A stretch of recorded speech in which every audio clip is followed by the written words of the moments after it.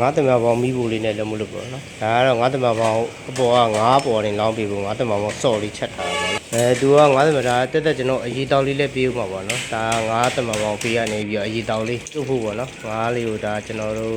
ပန်းရက်လေးနဲ့စပယ်လင်ရဲရေလေးရဲကျွန်တော်ထည့်ပြုတ်ထားပါကြားချက်မိုးကုသွန်းလေးလာလို့မိုးကုသွန်းလေးထားကြော်ပေးလိုက်ပါတယ်ခင်ဗျာရေလေးလည်းပွက်လာပြီးဆိုငါးလေးအဲ့ထမှာကျွန်တော်တို့ခဏလောက်ပြုတ်မှာပေါ့နော်ကျက်တော့အောင်ပြုတ်မယ်အဲ့ငါးပြုတ်ရင်လည်းပဲကျွန်တော်တို့စောစောအရေးတောက်လေးပြန်လုပ်မှာပေါ့နော်ဝိရတီနဲ့လိုက်တယ်ပြတင်ငါးသမပေါင်းလေးကချင်းကန်ဆယ်လေးတွေစားလို့လည်းရမ်းကောင်းတယ်ပေါ့နော်အောက်ကမီးဘူးလေးနဲ့ဆိုတော့ငါးလည်းမအေးတော့ဘူးပေါ့ကြားပြက်လေးခေါက်သွဲကြော်လေးလာလို့ကျွန်တော်ခေါက်သွဲကြော်စက်သားလေးနဲ့ကြော်ပေးလိုက်ပါတယ်ခင်ဗျာ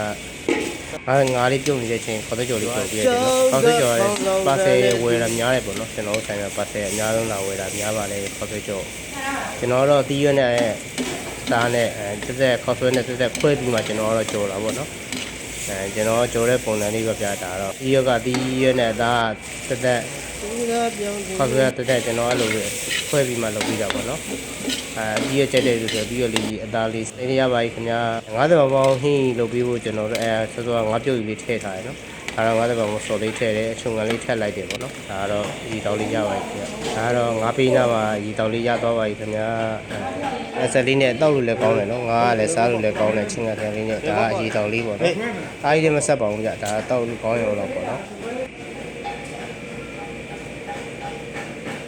ငါးသက်ပေါင်းလေးရပါပြီခင်ဗျာကျွန်တော်ဒါငါးလေးဆယ်ပြီးတော့ကျွန်တော်စောစောငါးသက်ပေါင်းစော်လေးပေါ်လောင်းပြီးပေါ့နော်အောက်ကမီးဖို့လေးနဲ့ဆိုတော့စားလို့လည်းရမ်းကောင်း